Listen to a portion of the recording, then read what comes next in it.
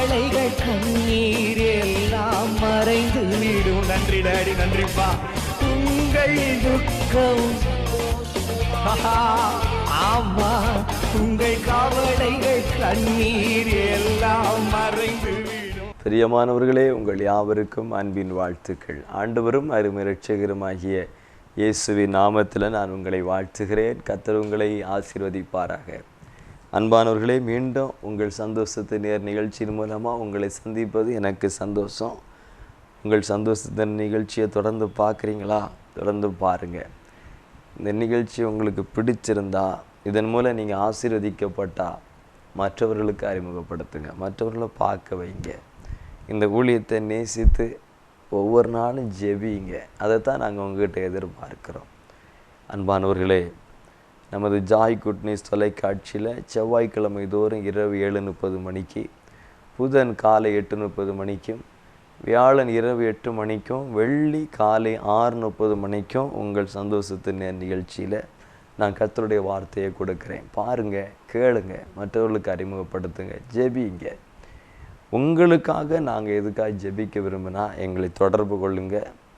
எங்களுக்காக ஜெபிக்கிறவங்களை நிச்சயமாக தேவன் ஆசீர்வதிப்பார். எங்களுடைய சபை கன்னியாகுமரி மாவட்டம் குளச்சல் அருகாமையில் கொட்டில்பாடு என்கிற பகுதியில் இருக்கிறது. ஜெபித்து கொள்ளுங்கள். அன்பானவர்களே, நம்முடைய வாழ்க்கையில் தேவனாகிய கர்த்தர் இதுவரைக்கும் அவர் செய்த நன்மைகளை நம்மால் எண்ணி பார்க்க முடியாது. நம்மால் எண்ண முடியாத, ஆராய்ந்து பார்க்க முடியாத அதிசயமான பிரமிக்கத்தக்க காரியங்களை ஆண்டவர் செய்து வருகிறார், இனியும் செய்வார்.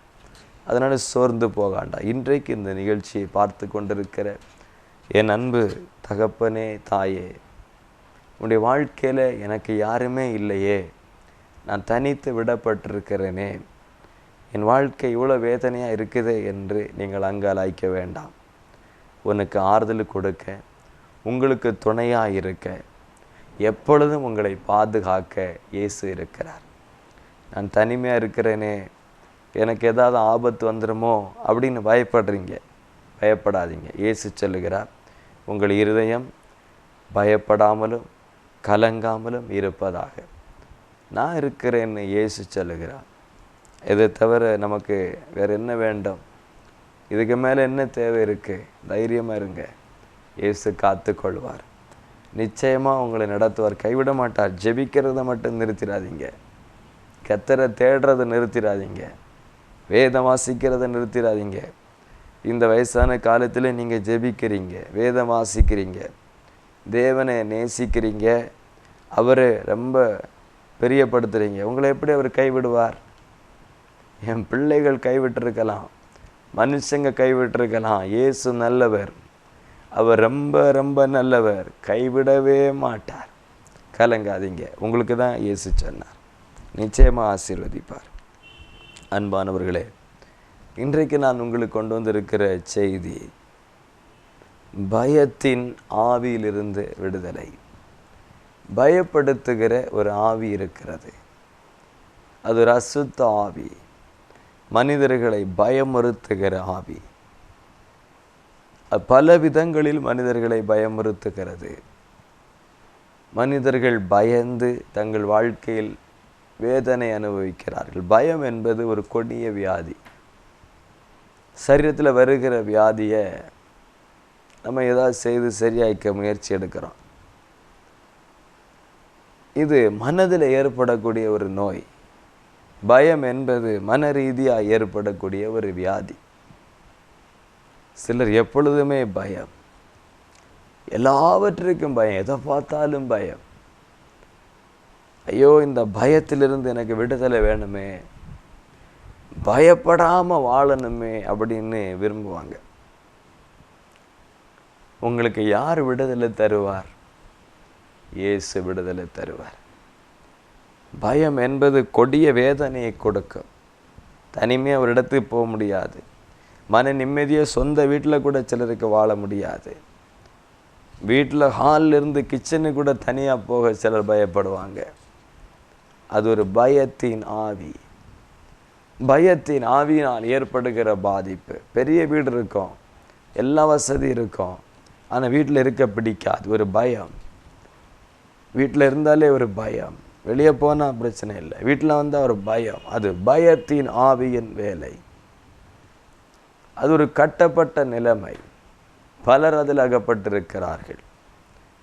சில பிள்ளைகள் அப்படிப்பட்ட பாதிப்பில் இருக்கிற. ராத்திரியான பயம், இருட்டை பார்த்தாலே பயம், இரவு ஆயிட்டாலே அவங்களுக்கு ஒரு பயம். தனிமே இருக்க மாட்டாங்க, எப்போவுமே ஒரு ஆள் வேணும், எப்போவுமே கூட ஒருவர் நிற்கணும், கிட்டே இருக்கணும். யாராவது வந்துடுவாங்களோ, ஏதோ நடந்துடுமோ அப்படிங்கிற ஒரு பயம். திருடன் வந்துடுவானா, திருடிடுவானா, யாராவது வந்து ஏதாவது செய்து விடுவாங்களா, இப்படி எப்பொழுதுமே மனம் பயந்து பயந்து பயந்து வாழ்க்கை நிம்மதியே இருக்காது. மற்றவர்கள் சிரித்து சந்தோஷமாய் சமாதானமாய் மகிழ்ச்சியாக இருப்பார்கள். இவர்களோ துக்கமாய் பயந்து பயந்து, ஐயோ நிம்மதியாய் வாழ முடியவில்லை, வெளியிலே சொல்ல முடியாது, யாரிடமும் சொல்ல முடியாது, எனக்கு இப்படி ஒரு பிரச்சனை இருக்கிறது என்று சொல்ல முடியாது. சிரிப்பார்கள், உள்ளேயே ஒளித்து மறைத்து வைத்து. இரவு தூக்கம் வராது, இரவே தூங்க முடியாது, படுக்கையிலே உருண்டு பரண்டு கிடப்பார்கள். தூங்காமல் சரீரம் களைத்து அடுத்த நாள் ஸ்கூலில், காலேஜில், வேலை ஸ்தலத்தில் நெருக்கப்படுவார்கள். இப்படி வாழ்க்கையில் துயரம் அனுபவிக்கிறவர்களுக்கு இன்றைக்கு கர்த்தர் பேசுகிறார், உனக்கு விடுதலை உண்டு. இந்த பயத்தில் இருந்து இயேசு உனக்கு விடுதலை கொடுப்பார். எப்படி விடுதலை கொடுப்பார் அதைத்தான் சொல்ல போகிறேன். என் அன்பான தேவனுடைய பிள்ளைகளை, வேதம் சொல்லுகிறது எபிரேயர் 2:15, ஜீவ காலமெல்லாம் மரண பயத்தினாலே அடிமைத்தனத்துக்குள்ளானவர்கள் யாவரையும் விடுதலை ஆக்கும்படி அப்படி ஆனார். ஜீவ காலமெல்லாம் மரண பயத்தினால் அடிமைத்தனத்துக்குள்ளானவர்கள் யாவரை விடுதலை ஆக்கும்படியே அப்படி ஆனார். ஜீவகாலமெல்லாம் பயம், வாழ்நாளெல்லாம் பயம். பயத்திலிருந்து உங்களை விடுதலையாக்கத்தான் இயேசு அப்படி ஆனார். எப்படி ஆனார்? ஏதும் சொல்லுகிறது, அவருக்கு அழகும் இல்லை, சௌந்தரியமும் இல்லை. பூரண அழகுள்ள தேவன் அந்த கேடு அடைந்தார் சிலுவையில். தன் 2 கரத்தை அகல விரித்து அந்த கல்வாரி மலையில் தன்னை சிலுவையில் அறை ஒப்பு கொடுத்து, சிரசு முதல் பாதம் வரைக்கும் காயப்பட்டு இரத்தம் அத்தனையும் சிந்தி அந்த கேடு அடைந்து சிலுவையிலே தொங்கினார். 6 மணி நேரம் பூமிக்கும் வானத்துக்கு நடுவாக இறைவன் இயேசு இரத்தம் சிந்தி கொண்டு தொங்கினார். அவருடைய இருதயத்தில் இருந்த கடைசி சொட்டு இரத்தத்தையும் போர் சேகவன் ஈட்டி எடுத்து குத்தி விழாவிலிருந்து இரத்தமும் தண்ணீருமாய் பாய்கிறது. ஏன் இவ்வளவு வேதனை, ஏன் இவ்வளவு பாடு? அவருடைய கைகளிலே கால்களில் ஆணை அறையப்படுகிறது. அவருடைய சிரசிலே முள்முடியை வைத்து கோலினால் ஓங்கி அடிக்கிறார்கள். முள் மண்டை ஓட்டை துளைக்கிறது. சரீரத்தின் தலை முதல் பாதம் வரைக்கும் காயங்கள், கீறி போய் இருக்கிறது. சரீரம் முழுவதும் காயம், இரத்தம் ஒழுகுகிறது. கொடிய வேதனை அனுபவித்தார். ஏன் இயேசு இப்படி ஆனார்? பிதாவின் மடியில் செல்லப்பிள்ளையாய் பரலோகத்தின் சிங்காசனத்தில் வீற்றிருந்தவர், பூரண அழகுள்ளவர், சாரோனின் ரோஜா, லீலி புஷ்பம், எவ்வளவு மகிமையானவர், எவ்வளவு மகத்துவமானவர். கோடிக்கணக்கான தூதர்கள் இடைவிடாமல் பரிசுத்தர் பரிசுத்தர் என்று ஓயாமல் போற்றி புகழுகிற சர்வ வல்லமை உள்ள தேவன். ஏன் இப்படி ஆனார்? ஏன் சிலுவையில் இவ்வளவு கொடிய வேதனை அனுபவித்தார்? உன்னை விடுதலையாக்க, உன்னை பயத்திலிருந்து விடுதலையாக்க, மரண பயத்திலிருந்து உன்னை விடுதலையாக்க, உன் வாழ்க்கையில் காணப்படுகிற பயம் என்கிற போராட்டத்திலிருந்து உன்னை விடுதலையாக்கவே இயேசு இத்தனை பாடு அனுபவித்தார். அதனால தான் நான் சொல்லுகிறேன், இயேசு உன்னை பயத்திலிருந்து விடுதலையாக்குகிறார். ஒரு வாழ்க்கையில் எத்தனையோ காரியங்களை தேடி போனாய். இந்த பயத்திலிருந்து விடுதலை அடைவதற்கு எதையோ செய்தாய். எனக்கு விடுதலை கொடுக்க இயேசு இருக்கிறார். இயேசு இருக்கிறார்.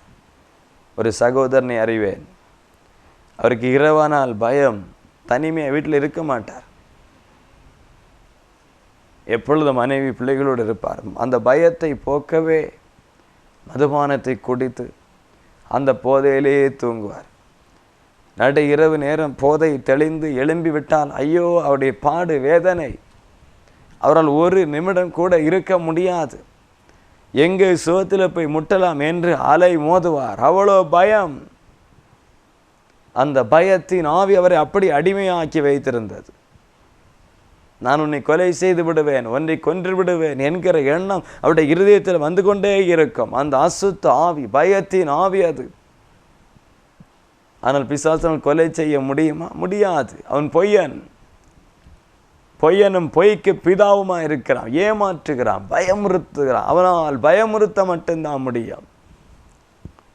அவன் கர்ச்சிக்கிற சிங்கம் போல யாரை விழுங்கலாம் என்று வகை தேடி சுற்றி தருகிறான். சிங்கம் போல ஏமாற்றுகிறவன், நடிக்கிறவன் சிங்கம் அல்ல. இயேசுதான் யூத ராஜ சிங்கம். சிங்கம் போல நடிச்சு பயமுறுத்தி அதை பண்ணிடுவேன், இதை பண்ணிடுவேன், அங்கே வந்துடுவேன், இங்கே வந்துடுவேன், சில சத்தங்களை கேட்க வைப்பான். அதெல்லாம் பயந்துருவாங்க. பிசாசால எந்த சத்தத்தையும் வர வைக்க முடியும். அவன்கிட்ட பெரிய மியூசிக் இன்ஸ்ட்ருமெண்ட் இருக்குது. பரலோகத்தின் அங்கே ஆராதிச்சிட்டு இருந்தான். அவர் சிறகுகளை அசைக்கும் பொழுது அதில் விசித்திர வினோதமான சத்தங்கள் வருமா. அவன் விசித்திர வினோதமாகவே படைக்கப்பட்டிருக்கிறான். அப்போ அவனால் எந்த சத்தத்தையும் வர வைக்க முடியும், எந்த இசை ஏற்படுத்த முடியும். அதை பயன்படுத்தி சில சத்தங்கள், சில நேரத்தில் ராத்திரியான சலங்கை சத்தம், கொலுசு சத்தம், இதெல்லாம் கேட்ட உடனே கை காலை நடுங்கிடும். ஏதோ நம்ம கொலுசு சத்தமே கேட்காத போய் சில பயப்படுவாங்க. கொலுசு சத்தம் உங்கள் காதில் கேட்குறதுனால எதுவும் ஆகிறது கிடையாது. சலங்கை சத்தம் உங்கள் காதில் கேட்குறதுனால எதுவும் ஆகப்படுறதில்லை. நீங்கள் கேட்காததான் அந்த சத்தம். இல்லை அந்த சத்தம் கேட்டால் ஹார்ட் அட்டாக் வருமா? ஒன்றும் கிடையாது. ஆனால் பயமுறுத்துகிறான். அந்த சத்தத்தை கேட்க வச்சு பிசாசு, நான் வர்றேன், வந்து உன்னை பிடிக்க போகிறேன், கொல்ல போகிறேன். இதுவரையும் கொல்ல இல்லை, ஆனால் ஒவ்வொரு நாளும் நான் வந்துட்டேன், இன்னும் வரப்போகிறேன், சத்தம் கேட்குது, பாத்தியா, இப்போ வந்துடுவேன், பிடிச்சிருவேன். இப்படி மனதை குழப்பி பயமுறுத்துவார். அதனால் இந்த சகோதரனுக்கு போதை தெளிஞ்சிட்டா, இரவு நேரத்தில் போதை தெளிஞ்சிட்டா அவருக்கு அது ஒரு கொடிய வேதனை. அதனால் அவர் இரவு முழுவதும் போதை தெளியாத அளவுக்கு மதுபானத்தை முழுமையாய் குடித்து தன் சரீரத்தை கெடுத்து வாழ்க்கையை கெடுத்து கொண்டார். ஒரு நாள் இவருடைய மனைவி ஒரு ஃபங்க்ஷனுக்காக வெளியூர் சென்றிருந்தார்கள். வீட்டில் தனிமையாய் மாட்டி விட்டார். போதை மயக்கம் தெளிது. ராத்திரி விழித்து கொள்ளுகிறார். பயம் அவரை வந்து பிடிக்கிறது. கண்ணை முழித்திருக்க முடியாது. பயம் அங்கும் இங்கும் அலை மோதுகிறது. அவருடைய பிசாசுடைய இருதயத்தை குழப்புகிறது. என்ன செய்தார் தெரியுமா? தற்கொலை செய்து மரித்து போனார். தற்கொலை செய்து மரித்து போனார். அன்பானவர்களே, பயம் என்பது ஒரு கொடுமையான காரியம். உங்கள் வாழ்க்கையில் இது இருக்கிறதா? இப்படிப்பட்ட பிரச்சனையில் நீங்கள் இருக்கிறீங்களா? உங்களுக்கு விடுதலை தர இயேசு இருக்கிறார். என் அன்பு சகோதரன், நீ கலங்காதே. என் அன்பு சகோதரன், நீ கலங்க வேண்டாம். உன் வாழ்க்கையில் விடுதலை தர இயேசு இருக்கிறார். சில சூழ்நிலைகள் பிள்ளைகள் இப்படிப்பட்ட பாதிப்பில் இருப்பார்கள். அந்த பிள்ளைகள் அந்த பெற்றோரை படுத்துகிற பாடு, இரவு நேரத்தில் அந்த பிள்ளைகள் பெற்றோரையும் தூங்க விடாமல், பகலெல்லாம் வேலை செய்து களைத்து வருகிற தாய் தகப்பனை இரவு தூங்க விடாமல் பிள்ளைகள் சித்திரவதை செய்ய, அது அந்த பிள்ளைகளுக்குள் இருந்து கிரியை செய்கிற பயத்தின் ஆவி. அவங்களுக்கு மட்டும் அந்த சத்தம் கேட்கும். அந்த பிள்ளை சொல்ல, எனக்கு சத்தம் கேட்குது, உங்களுக்கு கேட்காது. இதனால் நீங்கள் மூர்க்கம் கொண்டு உங்கள் பிள்ளைகளிடத்தில் ஆத்திரப்படுவீர்கள். தயவு செய்து தெரிஞ்சுக்கிடுங்க. பிசாசு உங்கள் பிள்ளைகளுடைய காதுகள் அப்படிப்பட்ட சத்தத்தை கேட்க வைப்பார். உங்கள் பிள்ளைகளுக்கு மட்டும் அந்த காரியம் தெரிய வைப்பார். அவனால் காட்சிகளை ஏற்படுத்த முடியும். சில மனிதர்களை முன்னாடி கொண்டு வந்து நிறுத்த முடியும். எப்படிப்பட்ட விசுவலையும் பிசாசால் கொண்டு வர முடியும். இயேசுவை பாருங்கள், உயர்ந்த மலையின் சிகரத்தின் மேலே கொண்டு போய் நிறுத்திட்டு பிசாசு முழு உலகத்தையும் காண்பிக்கிறான். உலகத்தின் சகல மகிமையை காண்பிக்கிறான். பார், இதெல்லாம் உமக்கு தருவேன், நீ என்ன செய்யணும்? காலில் விழுந்து வணங்கு, பணிந்து கொள். அப்போ பிசாசு எந்த காட்சியும் காட்ட முடியும். அவன்கிட்ட எல்லா டெக்னாலஜி இருக்குது. நம்மக்கிட்ட இல்லாத டெக்னாலஜியெல்லாம் வச்சுருக்கிறான். ஒரே இடத்துல நின்று முழு உலகத்தையும் பார்க்குற டெக்னாலஜி நம்மள்கிட்ட இருக்கு, அவன்கிட்ட இருக்குது. எந்த சத்தத்தையும் கொண்டு வர முடியும். சில நேரங்களில் வீட்டில் சில மனம் அடிக்கும், பூ மனம் அடிக்கும், சாம்பிராணி மனம் அடிக்கும். உடனே பயந்துருவோம். பிசாசு அந்த மனத்தை கொண்டு வர வைக்கிற ஆவி. இப்படி சில பயமுறுத்தல். சில நேரம் வீட்டில் சிலருக்கு மட்டும்தான் அந்த மனம் வரும், சிலருக்கு மட்டும்தான் அந்த சத்தம் கேட்கும், சிலருக்கு மட்டும்தான் யாரோ போனது போல தெரியும். இதெல்லாம் அவங்க அந்த பயத்தின் ஆவி செய்கிற வேலை. பயமுறுத்துவதற்காக இதை செய்கிறான். இதில் அகப்பட்டிருக்கிறவர்கள் கொடிய வேதனை அனுபவிப்பார்கள். சில நேரம் மரித்து போனவர்கள் அவங்க வாய்ஸிலேயே சத்தத்தை கேட்க வைப்பாங்க. எந்த வாய்ஸ்லேயும் பிசாசால பேச முடியும். உடனே நீங்கள் மரித்த தாத்தா தான் வந்திருக்கார் நினைக்கக்கூடாது. அவர் வர முடியாது. மரித்தவர்களை மௌனத்தில் இருக்கிறவர்களுக்கு அவங்க அப்புறம் ஒன்றும் செய்ய முடியாது. ஒரு மனிதன் இந்த பூமியில் மரித்தா அடுத்த வினாடி அந்த மனுஷனுடைய ஆவி இந்த உலகத்தை விட்டு தேவனிடத்தில் போய்விடுகிறது. அதன் பிறகு பூமியில் அவனுக்கு ஒரு வினாடி கூட வாய்ப்பு கிடையாது, வாய்ப்பில்லை. அப்போ இந்த பயமுறுத்துகிற ஆவிகள் இந்த வேலை செய்கிறது. அப்போ இதனால் பயந்து வாழ்க்கை நிம்மதியாக இருக்காது. இரவு தூங்க முடியாது, வீட்டில் தனிமையாக இருக்க முடியாது, ஒரு மன அமைதியாக மற்றவங்க எல்லாம் சிரித்து சந்தோஷமாக மகிழ்ச்சியாக வாழும் இருக்க முடியாது. இரவு நேரம் தனியாக ஒரு இடத்துல போக முடியாது, வர முடியாது. எப்போதும் அந்த பயம் இருதயத்தை குத்தி கிழித்து வேதனைப்படுத்தி அங்கலாய்த்து கொண்டிருக்கும். யார் விடுதலை தருவார்? இயேசு. 1 தீமோத்தேயு 1:7 சொல்லுது, தேவன் நமக்கு பயமுள்ள ஆவியை கொடாமல் பலமும் அன்பும் தெளிந்த புத்தியும் உள்ள ஆவியை கொடுத்தார். தேவன் ஒரு ஆவியை கொடுக்கிறார். தேவன் தம்முடைய ஆவியை கொடுக்கிறார். என்ன ஆவி? பலமுள்ள ஆவி, அன்பு நிறைந்த ஆவி, தெளிந்த புத்தி உள்ள ஆவி. பூரண அன்பு, தேவன் மேலுள்ள பூரண அன்பு பயத்தை புறம்பே தள்ளும். அன்பின் ஆவியினால் ஒரு மனுஷன் நிரப்பப்பட்டால், தேவன் கொடுக்கிற பலத்தின் ஆவியினால் ஒரு மனுஷன் நிரப்பப்பட்டால், தேவன் கொடுக்கிற தெளிந்த புத்தியுள்ள ஆவியினால் ஒருவன் நிரப்பப்பட்டால் அவனுடைய வாழ்க்கையில் பயம் வெளியேறும். பயத்தின் ஆவி வெளியே போய்விடும். இயேசுதான் உன் பயத்தை போக்க தன்னை சிலுவையிலே பலியாய் ஒப்பு கொடுத்தார். எப்படி உன் பயத்தை போக்குகிறார்? தம்முடைய ஆவியை உனக்கு கொடுக்கிறார். கடவுள் இறைவன் தன்னுடைய ஆவியை மனுஷனுக்கு கொடுக்கிறார். தேவனுடைய ஆவி மனுஷனில் வந்து தங்கி இருக்கிறது. நம்முடைய சரீரம் தேவன் தங்குகிற ஆலயம், தேவன் தங்குகிற ஆலயம். சிலர் பயப்படுகிறவர்கள் தாங்கள் நம்புகிற கடவுளின் படத்தை எப்போவுமே பாக்கெட்டில் வச்சுருப்பாங்க, கையில் வச்சுருப்பாங்க. சிலர் பைபிளை எப்போவுமே கையில் வச்சுட்டு பயன் எதா வந்துடுமா. சிலர் பைபிளை தலையில் வச்சே தூங்குவான், ராத்திரி எதா வந்துடுமா. இதனால எல்லாம் உங்கள் பயத்தை ஜெயிக்க முடியாது. நீங்கள் வச்சுருக்கீங்க இந்த படத்தை, பைபிளெல்லாம் வச்சுருக்கீங்க, ஆனால் பயம் போச்சா? இல்லை. அந்த படம் கிழிஞ்சு போச்சு, வேறு வாங்கினீங்க. பைபிள் கிழிஞ்சது, வேறு பைபிள் வாங்கி இன்னும் தலையில் வச்சு தூங்குறீங்க. பயம் போகலை. அப்போ பயம் எப்படி போகும்? பயம் எப்படி போகும்? நீங்கள் கட்டின தாயத்தினால பயம் போகலை, கருப்பு கயிறு மஞ்சள் கயிறுனால பயம் போகலை. பயம் எப்படி போகும்? பயம் போக தேவனுடைய ஆவி வேண்டாம். தேவனுடைய ஆவி உங்களில் வர வேண்டாம். தேவனுடைய ஆவி ஒரு மனுஷனுக்குள்ளே வரணும். பலத்தின் ஆவி வர வேண்டாம். தெளிந்த புத்தி உள்ள ஆவி வர வேண்டாம். அந்த குழப்புகிற ஆவி துரத்தப்படணும். மனதை குழப்புகிற ஆவி துரத்தப்பட தெளிந்த புத்தி உள்ள ஆவி வர வேண்டாம். பயமுறுத்துகிற ஆவி துரத்தப்பட பலமுள்ள ஆவி வர வேண்டாம். அன்பின் ஆவி வர வேண்டாம். அதை தேவன் மனுஷனுக்கு கொடுக்கிறார். தம்முடைய ஆவியினால் அதை செய்கிறார். ஆவியினால் செய்கிறார்.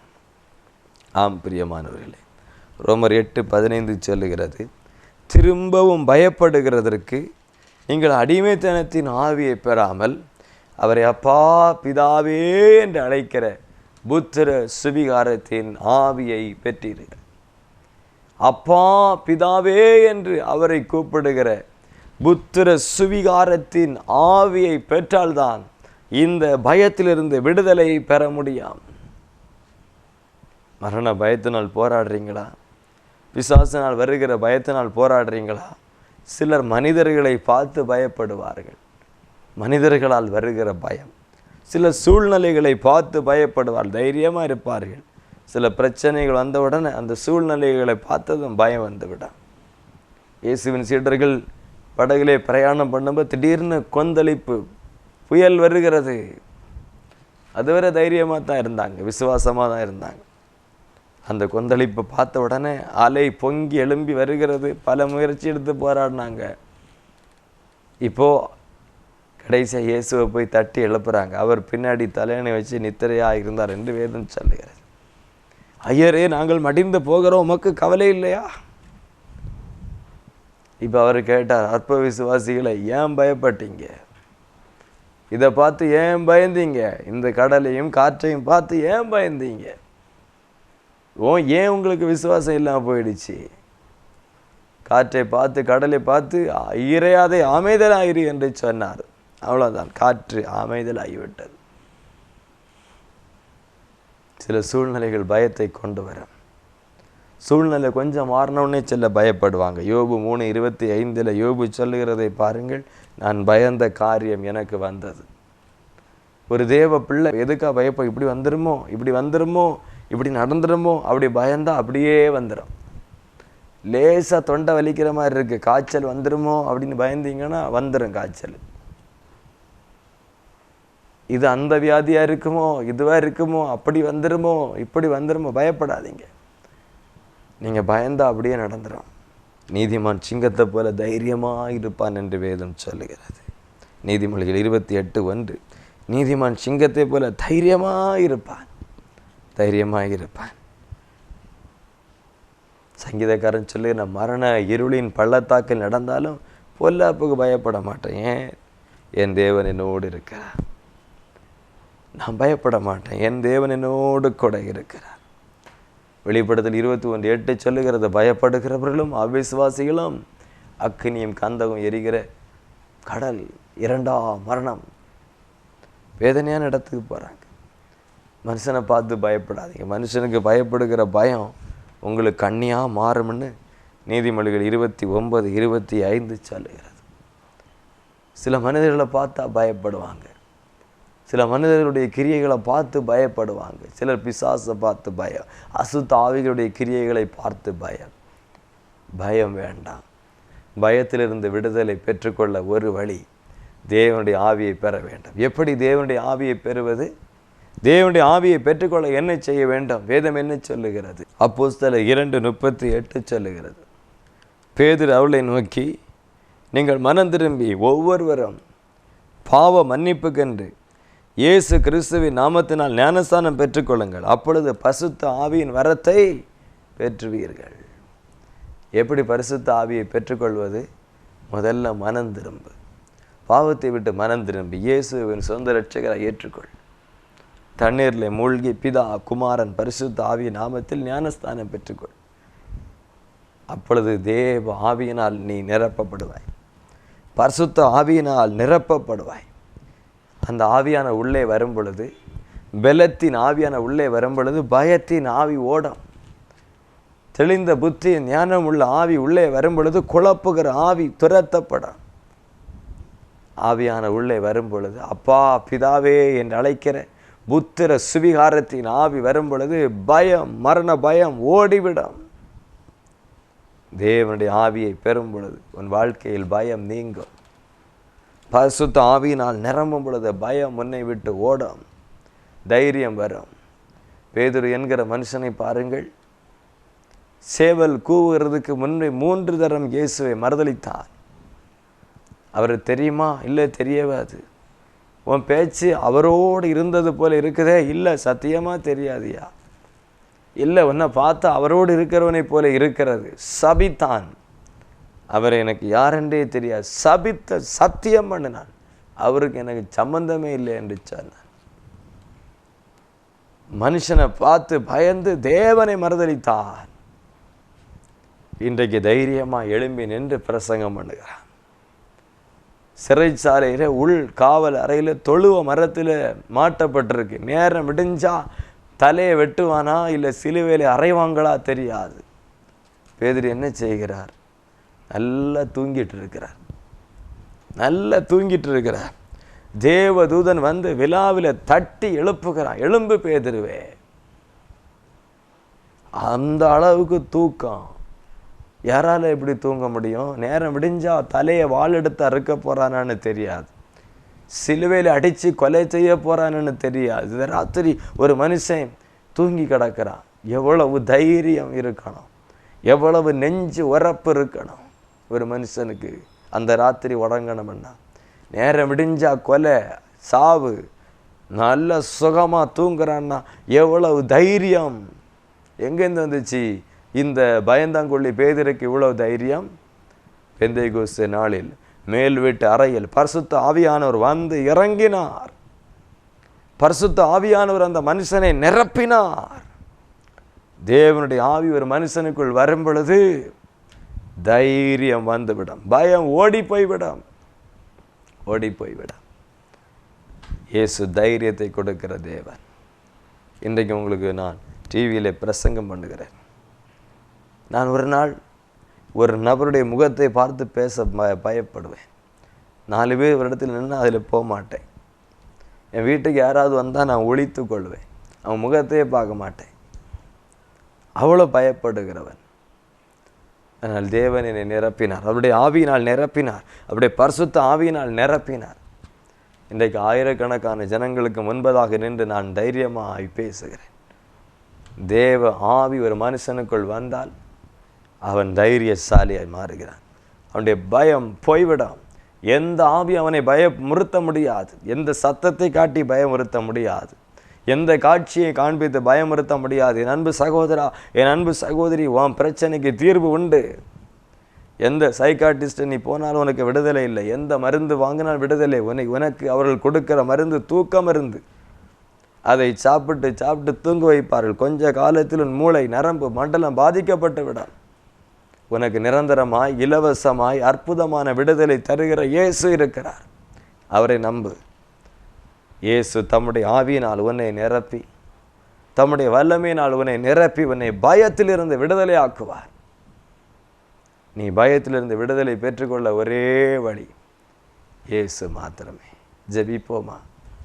என் அன்பு தகப்பனே, இந்த மகிமையான வேளைக்காய் நான் உமக்கு நன்றி செலுத்துகிறேன். ஆவியானவரே, இன்றைக்கு இந்த நிகழ்ச்சியை பார்க்கிறேன். எத்தனையோ பேர் பயத்தினால் போராடுகிறார்கள். கெட்ட சொப்பனங்கள், பயமுறுத்துகிற சத்தங்கள், இரவு நேரங்களில் கொலை செய்து விடுவேன் என்று மிரட்டி குழப்பி கொண்டிருக்கிற ஆவிகளின் போராட்டங்கள். நல்லா தூங்கி கொண்டிருக்கும் பொழுது சொப்பனத்தில் நாய் போல காட்சி வரும், பூனை போல வரும். உன் கண்களுக்கு முன்பதாக யாரோ ஒருவர் நிற்பது போல இருக்கும், யாரோ உன் கழுத்தை நெரிப்பது போல இருக்கும். இப்படி வேதனை அனுபவித்து கொண்டிருக்கிற சகோதரா சகோதரி, இன்றைக்கு இயேசுவினை சந்திக்கிறார். இரவெல்லாம் நிம்மதியாய் தூங்க முடியவில்லை, பகலில் உன் சொந்த வீட்டில் கூட சமாதானமாய் வாழ முடியவில்லை. எப்பொழுதும் ஒரு பயம். மரித்து போன ஒரு மனுஷன் உங்களுக்கு முன்பதாய் வந்து நிற்பது போல, அவருடைய சத்தம் கேட்பது போல, ஐயோ, எப்பொழுதும் அங்கலாய்க்கும்படி ஒரு வேதனையான வாழ்க்கை வாழுகிறீர்கள். இயேசு உங்களை விடுதலையாக்க முடியும். இந்த பயத்திலிருந்து உங்களுக்கு விடுதலை தர முடியும்.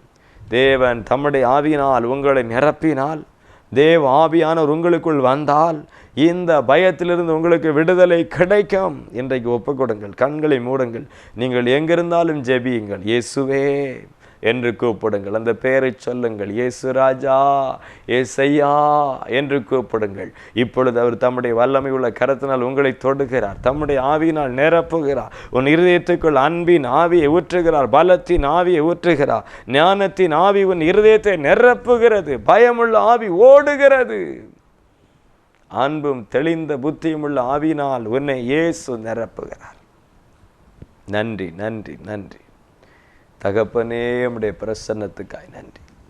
உம்முடைய வார்த்தையின்படி உம்முடைய பிள்ளைகளை விடுதலை ஆக்கும், பலப்படுத்தும், சாட்சியாய் நிறுத்தும். இயேசுவின் நாமத்தில் பிதாவே, ஆமென். அன்பானவர்களே, இந்த இயேசுவை ஏற்றுக்கொள்ளுங்க. அவர் உங்களை பயத்திலிருந்து விடுதலை ஆக்குவார். உங்கள் துக்கம் சந்தோஷமாய் மாறும். உங்களுக்காக ஜெபிக்க வேண்டும் என்று விரும்பினால் எங்களை தொடர்பு கொள்ளுங்கள். உங்களுக்காக நாங்கள் ஜெபிப்போம். ஆமென். துக்கம் சந்தோஷமாய் மாறும். உங்கள் கவலைகள் கண்ணீர் எல்லாம் மறைந்து விடும். நன்றி டாடி, நன்றிப்பா. உங்கள் துக்கம் ஆமா, உங்கள் கவலைகள் கண்ணீர் எல்லாம் மறைந்து விடும். உங்கள் துக்கம் சந்தோஷமாய் மாறும்.